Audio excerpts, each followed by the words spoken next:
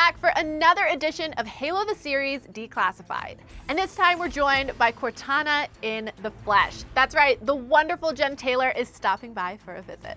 Plus, we're gonna look at how the Halo team brought Cortana to life in the show, and give you a crash course in how that immersive Covenant language came together. We're getting started in just a second, so stay frosty, Spartans.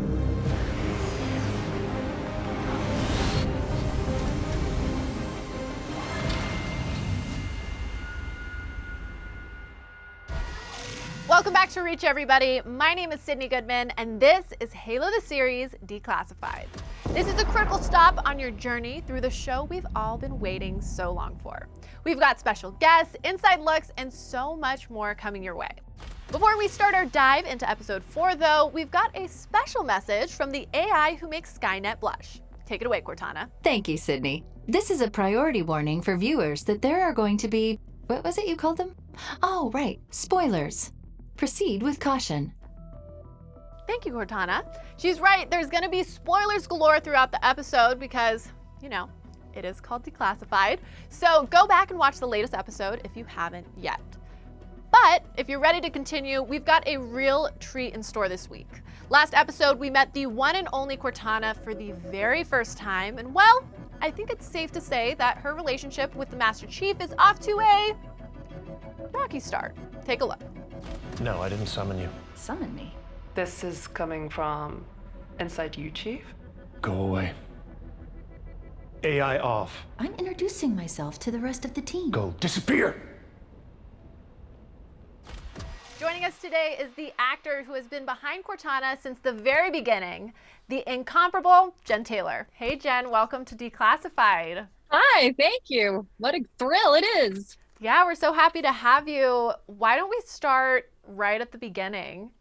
You know, you've been synonymous with Cortana for over 20 years at this point. When you took on that role, did you have any idea it would be such a consistent part of your career? No, of course not. I was doing a lot of different video games, and in all honesty, at that point, it was just, you know, another gig that I had. It was a really fun gig, though. But I didn't know. Of course, I had no idea what it would go on to become. Was there a moment throughout your time with the franchise where something like a light bulb went off or something really clicked where it was like, wow, this is iconic for people? Like, it really just, you realized how much Halo means to its fans? That probably didn't start for me until I started going to conventions.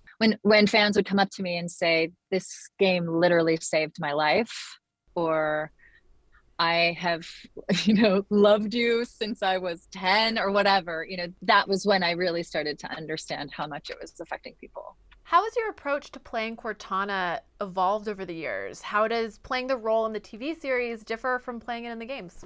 Yeah, in the beginning, we started just in a booth like the one that I'm in right now. I'm not in a padded cell, by the way. This is my booth. It was just me standing in a room by myself, right? Now we moved on to doing performance capture within the games, and I am using that we're doing performance capture in the TV show as well, which has been so helpful to me because it's a medium I understand and I'm very familiar with. But yeah, it has definitely changed because now there's the onus on me of not only does, you know, what does Cortana sound like? What is she thinking? How is she emoting? But also, how is she moving? How do I best capture her physically? And that's a little different. Not that I'm not moving. Of course I am when I'm recording in a booth, you know, you're moving around. And I think fans will find she may look a little different. She has, you know, different motivations, but she's going to feel familiar, I think. Well, and it's been really nice to have kind of that through line because, you know, this universe of Halo that we're seeing in the series is different than where we're finding ourselves in Halo Infinite, for example. But it's almost like a warm hug in a weird way to have that through line of like our Cortana. I'm so glad I can be your hug, Sydney, your warm hug. My warm hug. I feel like Cortana would maybe be a colder hug, like a cool, like kind of a cold hug. I don't think she'd do kind of the rub on the back and the little pat, but hug nonetheless. You know, when she got to know you better, maybe. Yeah. Take a little time. She'd warm up. Yeah, there we go. At this point in the series, Cortana is more or less a spy for Dr. Halsey, speaking of warming up, or rather not. Chief definitely has his guard up. What's your view on the relationship between Master Chief and Cortana at this point? Yeah, he certainly doesn't trust her, does he? And he does not want her there. It was interesting trying to justify, that's not really something I've had to do playing this role, is justify her existence, justify her presence in his life. So that's been really interesting. Having to, no, I should be here. I have things to offer you. She's constantly trying to prove herself to him, which has been, it was a really fun thing to play, a little different than I've done before. It's interesting to see how she is going to evolve within that. Yeah, I mean, I'm definitely excited to see that relationship perhaps blossom. Why do you think fans are so invested in the dynamics between Master Chief and Cortana? Yeah, it's funny because in the beginning of the game series, again, she doesn't want to be there, right? She's in the ship and she's, why am I doing this? It's like a buddy movie, right? I mean, they're growing to understand why why they're so important. They become so close and experience things together that it would be difficult for a spouse or anybody else to experience with you. And let's be honest, she's inside him, so she's also cataloging, if you will, how he feels about things. So she's experiencing his feelings about things.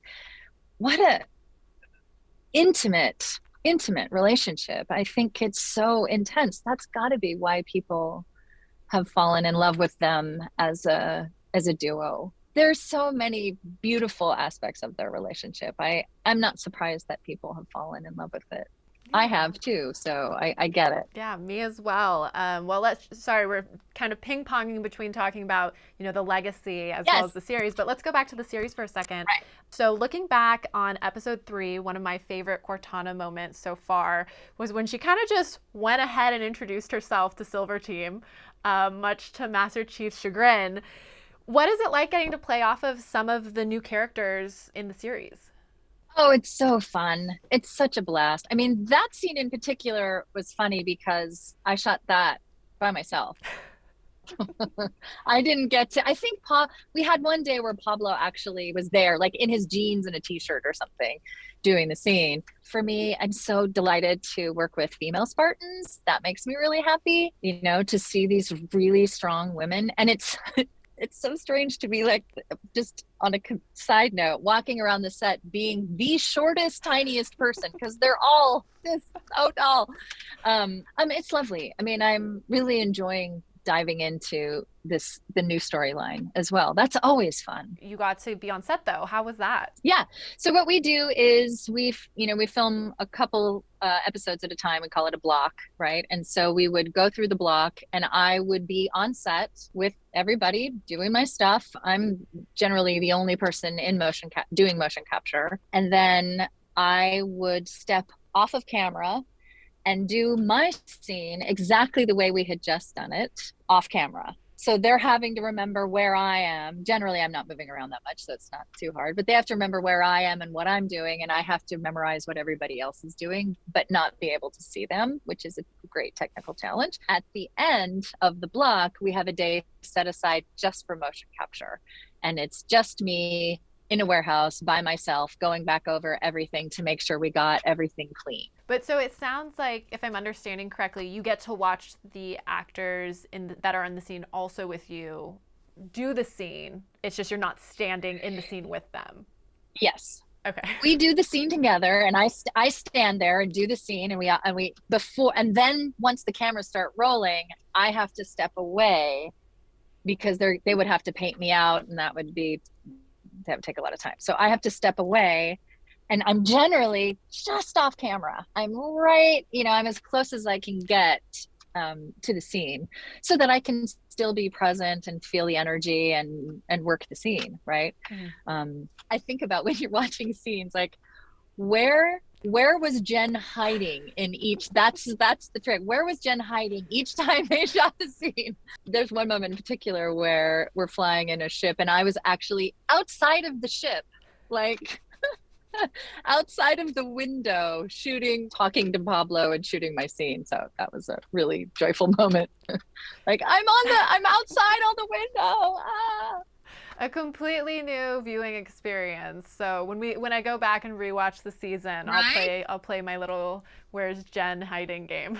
Try to guess where I'm hiding. Yeah. I love that. So was there anything that surprised you about this version of Cortana, even after playing the character for so long? Yeah, she's a little more I mean, her beginnings are a little darker, aren't they?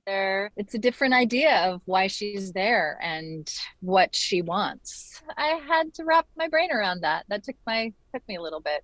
It's fun to do, but yeah, it's a little different. Yeah, well, even seeing kind of what she is and how she becomes the Cortana that we know and love, it's really intense. Yeah, there's some, well, yeah. Have we gotten to the point where there's acid involved? Like, has that been? Yes. I believe we've seen acid. Yeah, no, that whole thing, that's pretty intense, right? It's a little different than how I had always imagined her. So that feels a little darker. Mm-hmm. And my image of Cortana's beginnings has always been a little bit lighter than that. So that adds something to the depiction of her, for sure. Well, and I think it just adds this layer of empathy for, I know myself, you think of her as an AI and she's a computer. That's fantastic. And then when you see her origins and how she's acting, I don't know. I mean, it really does just lend a layer of empathy to the character that I don't know that I had before, which is wonderful. Oh, I love that. Yeah. I'm so in love with her. She's such an interesting character. I mean, truly, to have that amount of information and try to, and of course, this is what she's supposed to do, right? But along with that, to learn empathy, to learn how to emote, to learn humanity in a way that, more than just words on a page. That is so beautiful. It's so powerful to me. Mm-hmm. And fun to play as, a baby emoter, basically, learning. It's really fun. But without spoiling for future episodes, yes, what can you say about Cortana's role in the show and kind of her journey? Is there anything you can share without spoiling? I don't know. It's hard. She starts to, as we said, she's on a path of learning not only numbers and figures, but learning, a lot about the people that she's with and figuring out what is right and what is wrong in the same way that Chief does in the beginning, right? That beautiful moment when Quan asks him, why didn't you assassinate me? And he says, well, why wouldn't you? And she said, because it's wrong. And he says, that's what I thought. I think that's such a beautiful moment I think it's episode 2, right? And Cortana's starting to feel that, what is right and what is wrong, along with learning to feel, if you will. That was really fun to do. So that's something that happens. She does get a little more power. That's also fun. That's what I can share. Awesome. Well, Jen, thank you so much for being so generous and letting us get inside the mind of Cortana. We've loved having you on Declassified. Thank you. Thank you. It's been a pleasure.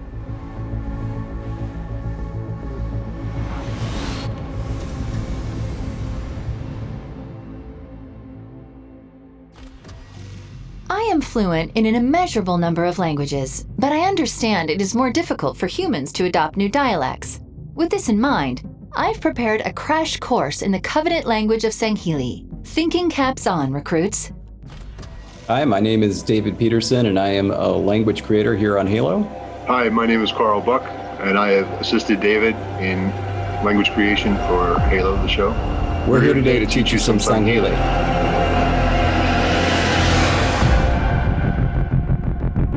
I started creating languages at the same time that I started studying linguistics, which at this point was 22 years ago at UC Berkeley. And since then, I've been creating languages on television shows and movies as a full-time profession.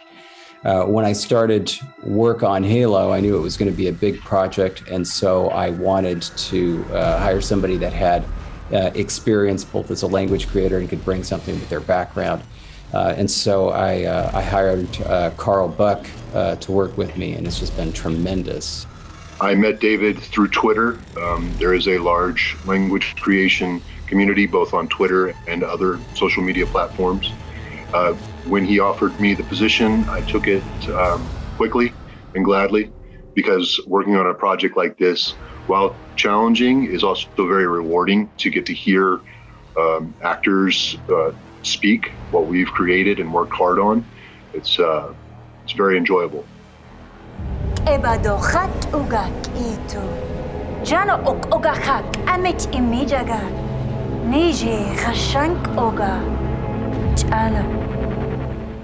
We worked together extremely well and put together a Sangheili language that we're really proud of. My brain tells me we have close to 250 words. That does not include variations on verbs and nouns. That's the base words. And thankfully, like, every detail of the entire Halo universe is documented exhaustively online. We also had the back-end resources that 343 gave us that we were able to use and glean from. If you want to say what your name is in Sangheili, all you have to do is very, very simple. You just say, Jan, which means I, and then whatever your name is. So in this case, David, so Jan David, and then Ngit-a. Jan David Ngit-a. Very simple, right? Ngit-a. Begins with a nice NG. Ngit-a. One of the first things that most people learn when they learn a new language is profanity or curse words. We didn't really create any of those for this because it's not necessary, but the elites, the Sangheili, they refer to the Master Chief with Kashanko, which is demon. You can sort of look at someone and say Kashanko, and they will probably understand that it's a put down.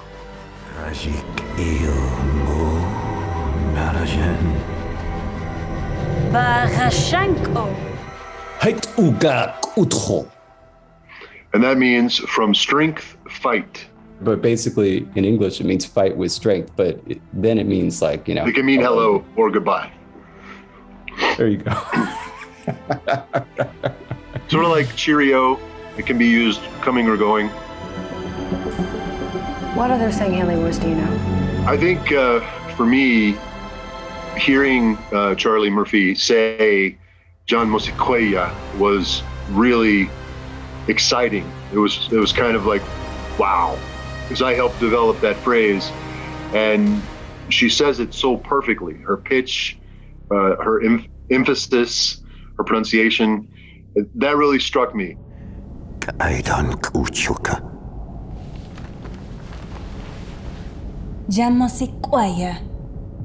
that's actually not a bad one to know if you're beginning to study Sangheili, because that'll probably be the case for a while. Quite an amazing opportunity for an actor. Like, it's a very rare thing that you get to just kind of delve into learning a brand new language. It's so much fun.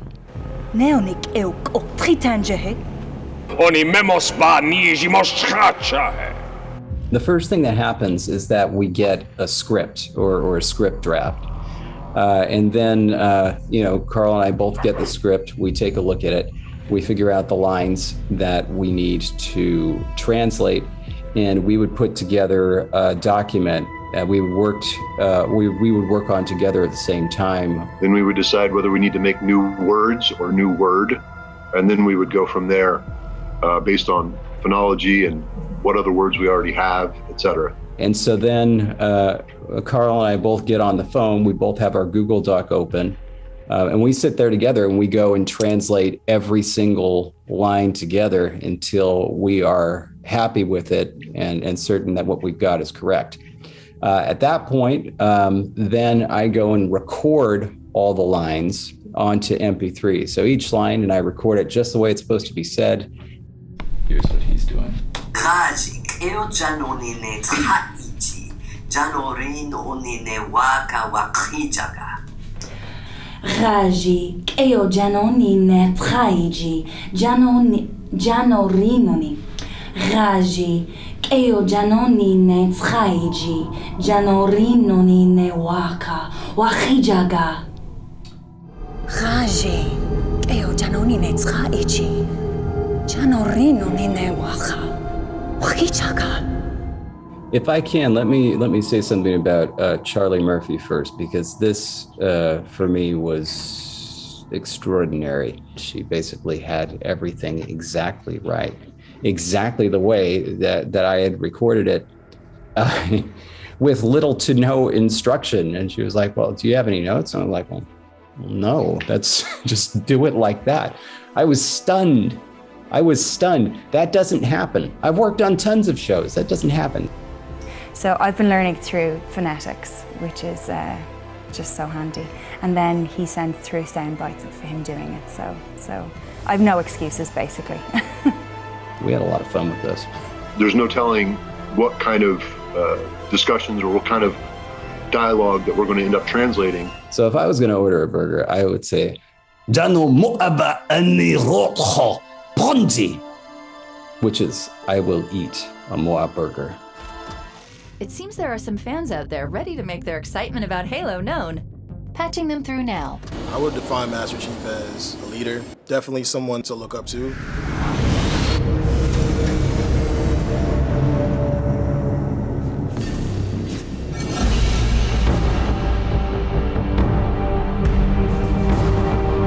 Epicness, hero, you gotta give faith and belief in him. Master Chief, he's a hero.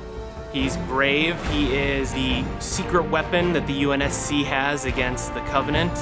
He's a war machine, but he's also a human.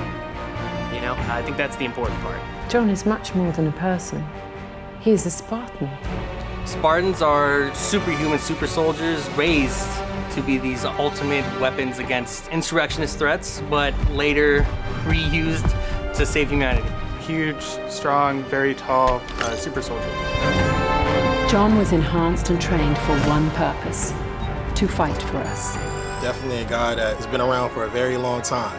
He is a super powerful fighter, fights aliens and saves the world. He does represent humanity. He fights for everyone. It doesn't matter, everyone.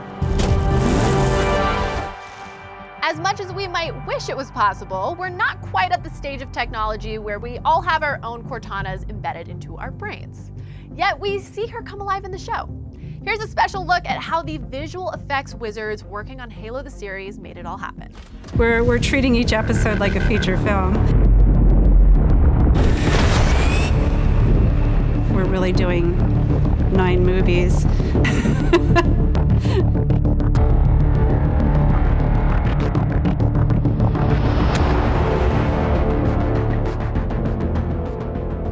It's amazing when you see something that you've only experienced in a video game, in first-person view, and in a virtual world. See that in live action, and there's something that feels so very like tangible and real, and you place yourself in that world in a very different way than you do in the game, and it's magical. The visual effects component is massive. I mean, I was speaking with the visual effects guys, and what they have on their plate is incredibly daunting. I don't envy them their job, because they're going to be altering almost every frame of this in some way or another, and the things that they're building just from an effects perspective is huge. But then, as you said, we have a massive contingent of practical on-camera effects, and it's all anchored, by the sets that have been built that are so incredibly impressive. So the most important thing for us and for me was, in making this, was how do you actually make this feel like a genuinely authentic and visceral experience? Everybody that plays a part behind the scenes is instrumental in making this happen. Nowadays, so many things rely on CGI primarily and practical as a secondary thing. Halo is going above and beyond to try to use practical things as much as possible. and it's fascinating to see. Here we are in the area where we're building Cortana, the artificial intelligence water challenge. Yeah, today we're going to do like a big epic moment. It's the first moment that Halsey's character is going to meet Cortana. When the game is over, the king and the pawn go back into the same box. Hello, Dr. Halsey. It is so good to finally meet you. We've made several attempts and prototypes, which you might see they're hanging. They're different kind of blues, different kind of material, different kind of whites and grays, because then the visual effects will build on top of that. Of course, it's a huge visual effects show, and there's an enormous amount of money being spent in visual effects.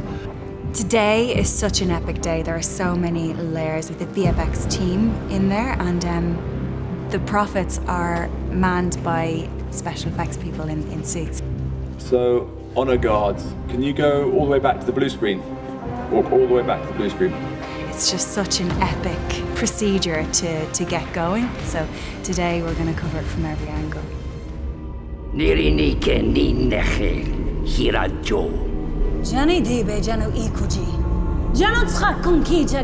As much as possible, and it sounds sort of crazy to say this, I don't want people to think of it as a visual effects show.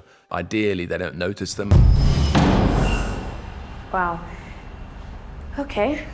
From a visual effects point of view, we've really tried to kind of really embed all the visual effects in camera movement and in set design, and put as much reality in front of camera as you reasonably can, so that you feel the experience, so that you feel the show, and so that it kind of feels authentic.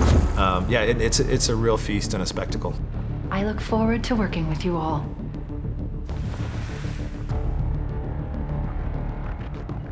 New AI. That's it for this episode of Halo the Series Declassified. I want to thank Jen Taylor for stopping by and talking about all things Cortana. And of course, thank you to everyone out there watching. I know you've got a lot of great TV to keep up on, so we all really appreciate you spending your time here with us on Reach. You won't want to miss next week's episode, where we'll be joined by a member of Silver Team, the incredible Kate Kennedy.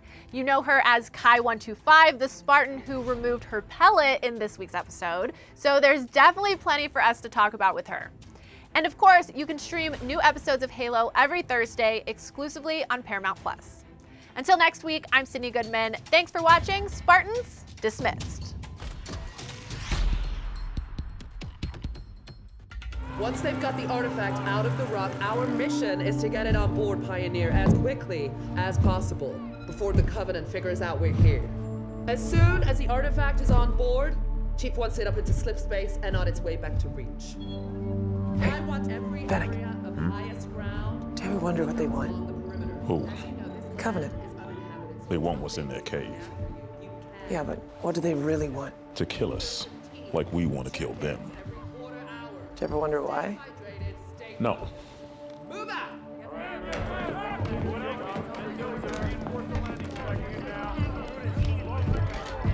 Do you ever wonder why? You never wonder why?